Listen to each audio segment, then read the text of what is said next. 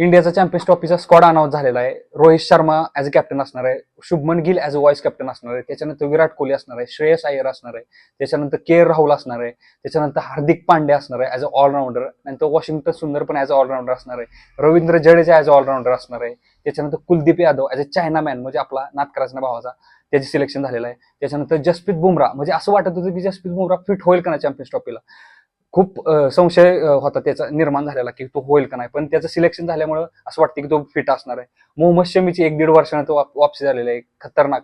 म्हणजे आणि त्याच्यानंतर अर्शदीप, मला तर वाटतं सगळ्यात भारी सिलेक्शन असेल तर अर्शदीपचं असेल. भावानं असला जबरदस्त T20 मध्ये परफॉर्म केला, म्हणजे हायेस्ट विकेट टेकर आहे. आणि मोहम्मद सिराजच्या ऐवजी त्याचं सिलेक्शन झालंय, चांगली गोष्ट आहे ती.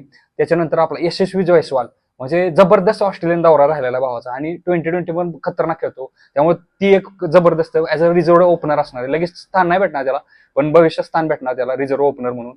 त्याच्यानंतर ऋषभ पंतची निवड झालेली आहे ऍज अ रिझर्व्ह विकेट किपर, म्हणजे एकतर के राहुल किंवा ऋषभ पंत या दोघांपैकी एकच टीम मध्ये स्थान भेटणार दोघांना. तर असा स्क्वॉड असणार आहे.